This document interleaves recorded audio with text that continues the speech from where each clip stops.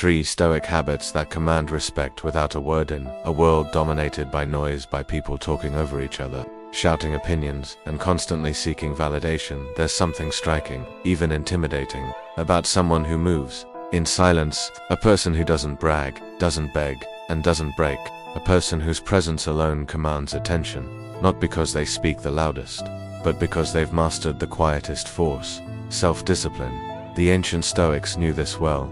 Marcus Aurelius, a Roman emperor and one of the most powerful men in history, wrote about humility, patience, and reason. Epictetus, born a slave, taught that true power lies in what you can control: your thoughts, your actions, and your character. Seneca reminded us that life is short and virtue is the only lasting achievement. These men didn't posture, they didn't need to prove themselves. Their way of being spoke louder than any words ever could. In this script, we're going to explore 3 Stoic habits that, when practiced consistently, will make you quietly powerful. These are behaviors that don't require explanation. They don't rely on external validation. But when people see you living them, they'll feel it, they'll notice, and they'll respect it because these traits are rare. And in today's world, rare is powerful. Let's begin. Mastering emotional control. You have power over your mind, not outside events. Realize this, and you will find strength. Marcus Aurelius, the first habit that commands instant respect is emotional control, not suppression, but mastery. Imagine you're in a tense situation. Someone insults you, spreads a rumor, or tries to provoke you in public. Most people react. Instantly they defend, they lash out, they break composure. But the Stoic remains calm, not because they're weak, but because they're strong enough not to be controlled by emotion. Why is emotional control so powerful? Because it signals inner stability, and stability is rare. In an age where outrage is currency and overreaction is entertainment, someone who responds with calm detachment radiates authority. It says, I don't need to prove myself, I've already won the battle inside. This isn't easy. It requires training your mind to pause before reacting. It means practicing premeditatio malorum, the Stoic exercise of imagining adversity before it happens. Not to become paranoid, but to become prepared. When you visualize someone disrespecting you and rehearse how you'll respond with calm, you gain power. You're no longer caught off guard. You're deliberate. Stoicism teaches that we cannot control what others do, but we can always control how we respond. Here are a few practical ways to develop emotional control. Daily journaling. Reflect on moments when you lost your cool. Why did it happen? What triggered it? What can you do differently? Next time, delay response. When anger rises, wait, breathe. Don't speak for 10 seconds. Then respond or don't respond at all. Practice detachment. Remember that most insults are reflections of the other person's insecurity. You don't have to pick up every stone thrown at you. In short, when you remain calm under pressure, people notice. And not only do they notice, they respect it. Because deep down, they wish they had that kind of control. True power is the ability to remain centered when the world is chaotic. That's the first habit. Practicing relentless discipline. Discipline is freedom. Epictetus, the second habit that commands silent respect, is relentless discipline. Not the kind of discipline that shows up occasionally, when it's convenient or when motivation strikes, but the kind that is lived every day, even when no one's watching. Stoics were warriors of habit. They didn't chase dopamine hits or look for shortcuts. They believed that excellence was achieved through consistent, deliberate action. When you carry yourself with discipline, when your actions are aligned with your values, you don't need to boast. Your life speaks for itself. People respect what they can't fake. You can't fake waking up at 5 a.m. every day to train your body and mind. You can't fake reading philosophy instead of scrolling endlessly. You can't fake living a life of purpose over pleasure, and that's what makes it powerful.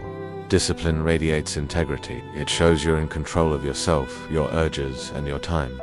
In Stoicism, this is called proheiresia, faculty of choice.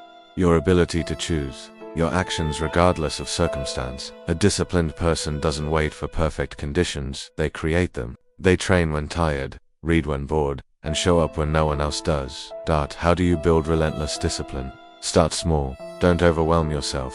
Begin with one habit: waking up early, cold showers, journaling.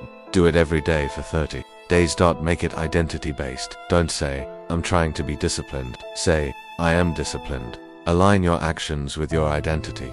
Eliminate excuses. Discipline doesn't care how you feel. It only respects action. So remove the emotional argument and just do the thing. Track your progress. Use a calendar or journal to track how often you follow through. What gets measured improves. When you walk into a room with the posture of someone who trains their mind and body daily, people can sense it. You're not easily distracted. You don't complain. You're focused, grounded. That's rare, and rarity earns respect. Speaking less, saying more. Better to trip with the feet than with the tongue. Zeno of Citium's third Stoic habit that commands respect without a word is speaking less. In a society addicted to oversharing, someone who speaks only when necessary becomes magnetic. Silence is strength. The Stoics knew that words have power, but only when they are used wisely. Seneca wrote that speech should be short and concise. The goal was never to impress others with eloquence, but to speak truth with clarity. Think about the most respected people you know. They don't ramble, they don't gossip, they speak with intention. Why is this so effective? Because silence suggests thought. It creates an air of mystery. It forces people to lean in when you finally speak.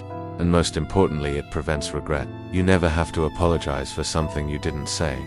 The Stoic doesn't engage in pointless arguments or try to prove a point to those unwilling to listen. He simply lives the truth. And when he speaks, it's because he has something worth saying. Here's how to cultivate this habit. Pause before you speak.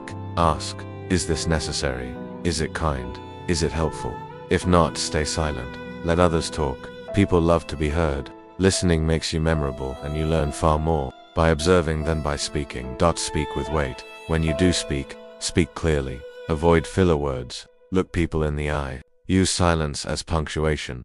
Resist the urge to correct, unless someone's in danger or deeply misinformed. Let go of the need to win every conversation. A silent mind is stronger than a loud mouth. Remember, true confidence doesn't need constant expression. The Stoic knows that self-control is more valuable than self-promotion. Speaking less doesn't mean becoming cold or distant. It means becoming intentional. Let your actions, your posture, your consistency do the talking. That's how respect is earned quietly. Conclusions. So let's recap. The modern world is loud. It rewards outrage, impulsiveness, and constant validation seeking. But you don't have to play that game. In fact, the most powerful people, the most respected, opt out of it entirely. They build themselves in silence. The 3 Stoic habits that command respect without a word are emotional control, remaining calm when others lose their heads, responding with reason, not reaction, relentless discipline, living a life aligned with values, even when no one is watching, speaking less, letting silence be your strength, and words be your weapon used sparingly, wisely. You don't need titles, followers, or status to be respected. You just need to be solid. People instinctively respect what they cannot shake. A man of principle, a woman of grace under pressure, a person who lives by a code. That's what Stoicism teaches us. That the real measure of strength isn't how loud you are, but how consistent you are.